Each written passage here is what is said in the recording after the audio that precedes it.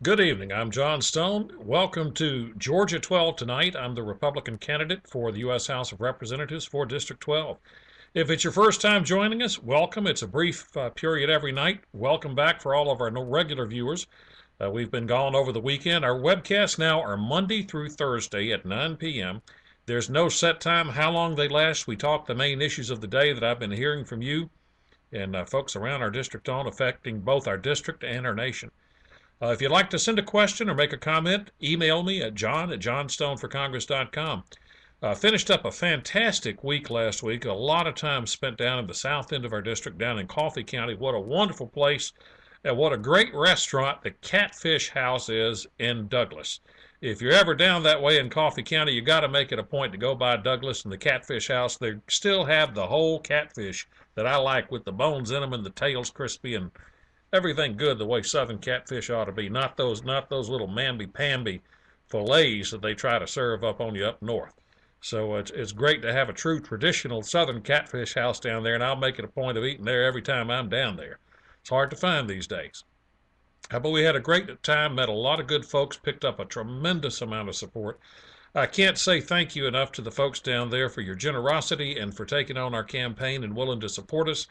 Put our signs in your yard and on your yards and on your property around all around Coffee County and all around South Georgia. Thanks much. Thanks again to the folks in Sandersville. So interestingly, this time Sandersville, Washington County, is of course no longer in our district. It changed with the last election. But like so many border counties around our state, it doesn't matter what district you're in.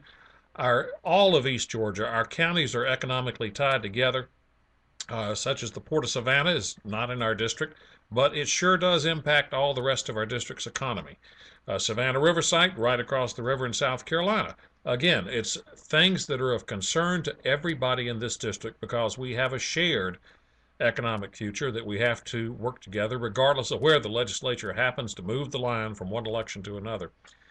The big issue tonight, of course, is still Syria, and something that I am very, very upset about, and that is the fact that our Republican leadership in the House has agreed to support President Obama wanting to start another war in the Middle East. It's absolutely shocking to me that we would agree to do such a thing when 80% of the American people say no. We've got enough Middle East wars now.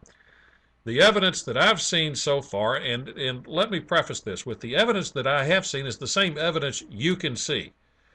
We don't have access to classified briefings that go on at the White House, that go on in the Armed Services Committee and the Intelligence Committees in the House. We don't have access to that internal information. But what we have seen, there are atrocities being committed on both sides in this civil war.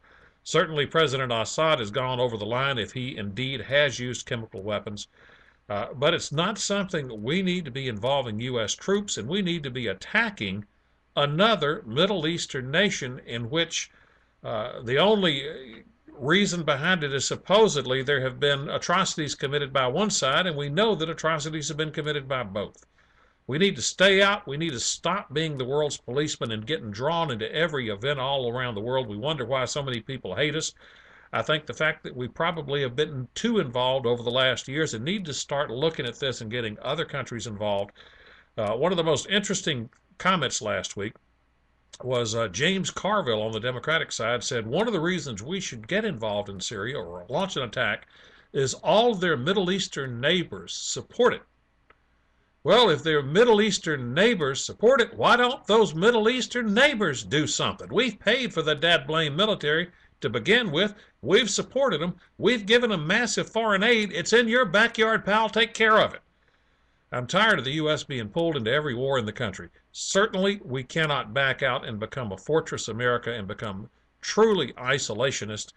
Our national security depends on us being involved in a good way around the world in supporting efforts for regional peace, regional security, and securing our efforts overseas. But we can't get involved in every war.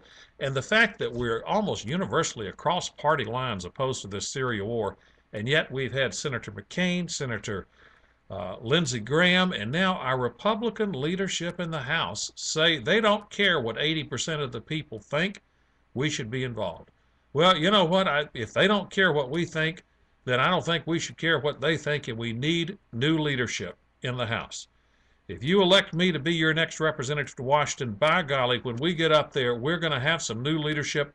We're going to have some new direction, not only on this Syria foreign wars and foreign affairs, but also on standing up for Obamacare, to repeal it and to fund it and not back down anymore. It's time for a new Republican Party.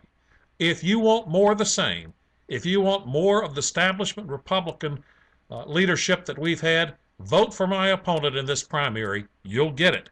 If you want a real revolution and somebody that'll go up and stand for you against the powers that be in this awful city, then I'm asking for your vote. I'm asking for your support and your donations at johnstoneforcongress.com. Thank you for watching tonight. Join us tomorrow night at 9 o'clock. Send me your questions at john@johnstoneforcongress.com. Have a good evening. God bless Georgia. God bless America. And good night.